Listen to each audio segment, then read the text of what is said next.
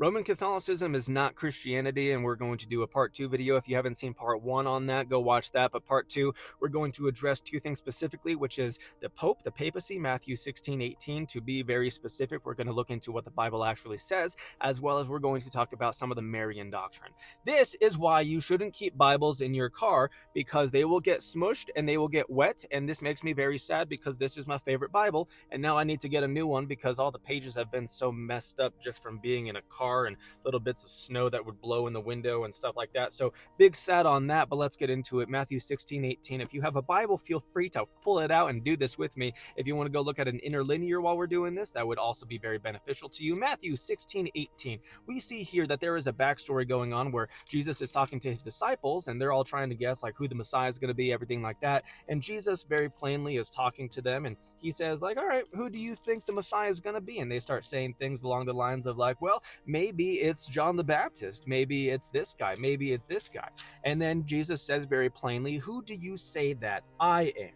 And Simon Peter responds back to him and says, you are the Christ, the Son of the living God. Verse 17, and Jesus answered and said to him, blessed are you, Simon Bar-Jonah, because flesh and blood did not reveal this to you, but my Father who is in heaven.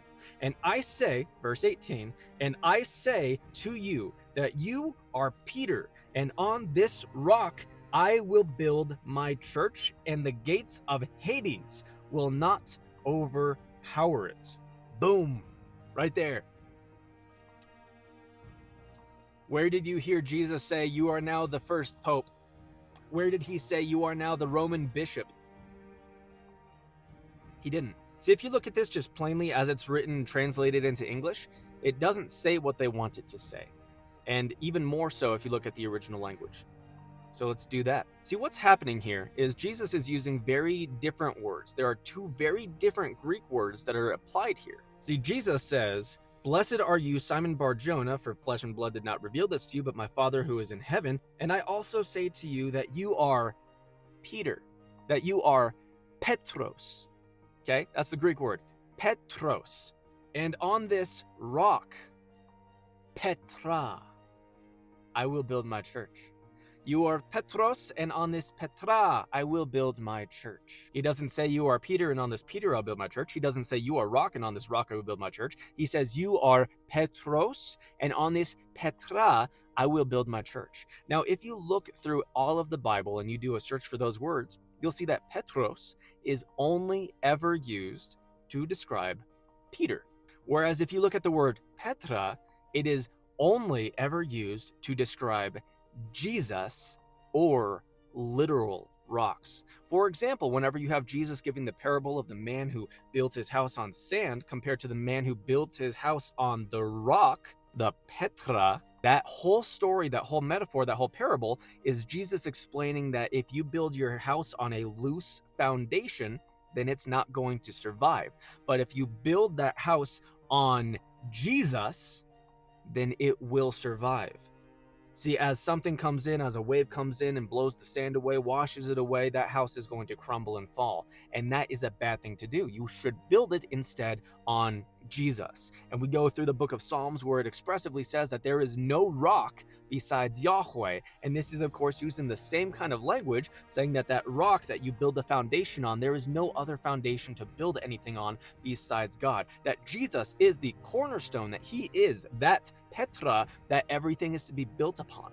And so Jesus right here is indicating exactly how he was pointing his finger as he said this, where he says, you are Petros, and on this Petra I will build my church. On Jesus, the church will be built. It is on the proclamation of that faith in Jesus that Peter very beautifully articulated that it was going to be built. And it is because that faith in Jesus as the foundation is the very faith that Simon just expressed, which is why Simon is called Peter, because he expressed that faith, which that is a beautiful thing. And then Jesus says that it's upon that faith in Jesus, that Petra, that he shall build his church. Go do the word search on that. Every time that Petra is ever used, it is always about a literal rock or it's about Jesus. And Petros is only ever used as the actual name of Peter, aside from Cephas is also used. But even with that, they made sure that there were very different words to describe this so that it would not be confused. Now, if you look through church history, you'll see that there was a pope in the 700s, I believe, and his name slips my mind. I apologize. I do this all off the top of my head, so I apologize for this. I don't remember his name, and I believe he was in the 700s. And he was trying to give more authority behind the claim that the pope was started in Matthew 16:18. And so the entirety of the church rejected that, and they said that's absolutely not what that's saying. That is nonsense. That is just, there's no way that you could possibly interpret that. And then in around 1870, there was, I believe it was Vatican I, and they declared in Vatican I that Matthew 16:18, the infallible interpretation is that Jesus was making Peter the first pope. Peter was appointed to the Jews. Peter did not start the church in Rome. He was not the bishop of the Church of Rome. Peter was not the bishop of any church. The only disciple that we ever see becoming a bishop of anything was James, the biological brother of Jesus. Which brings us into the next subject of Mary, which we're going to run out of time on, so I'm going to try to get through a couple main points on this very quick. Staying in the book of Matthew, go to Matthew 1:25 for me. And if you don't want to, that's fine, it's right here. So what they believe is that Mary was perpetually a virgin. This is probably one of like the least important issues of this, but we're going to try to get through as many as we can in the very little amount of time I have left. And see, the Catholic teaching about Mary that actually originated very slowly over time, this was never believed by the early church, not even the early Roman Catholic Church, that Mary was perpetually a virgin her entire life. Of course, there were probably a couple of heretics who had some very weird views, but overall, the church's official doctrine never touched on this. Why? Because it's plainly written that she had marital relations with Joseph after she gave birth to Jesus. She was a virgin when Jesus was conceived, but then she had other kids afterwards, which if she didn't, according to the Bible, then that would have been sinful. So they also teach that Mary was sinless, which is in and of itself absolutely heretical and disgusting, because that would mean that Jesus is a liar in Mark 10:18, where he says there is no one good but God alone.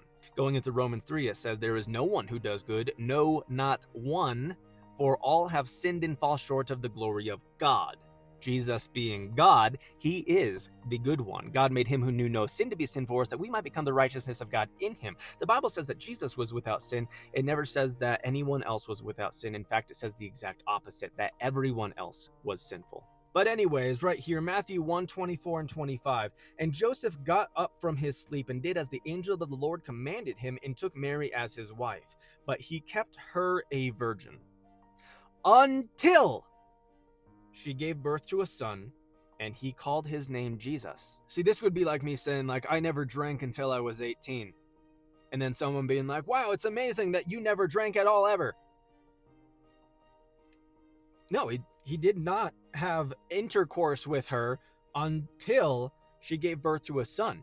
Various translations word this in various different ways, and if you even look at the very Bible that Roman Catholics use, it is still saying the exact same thing there, that he did not have marital relations with her until she had Jesus, that he did not know her until she had Jesus. Obviously, that's knowing in the biblical context of Cain knew his wife and had Enoch. Adam knew Eve and bore Seth. To know biblically is to have intercourse with. So if he did not know her until, but yet they obviously knew each other prior to that because they were engaged.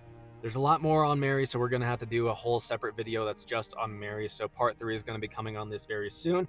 But I hope this made sense. Let me know what's next. Follow me over on X, YouTube, and Instagram. Support me on Patreon. Go buy yourself a Sola shirt if you want to get one of those. Let me know what's next.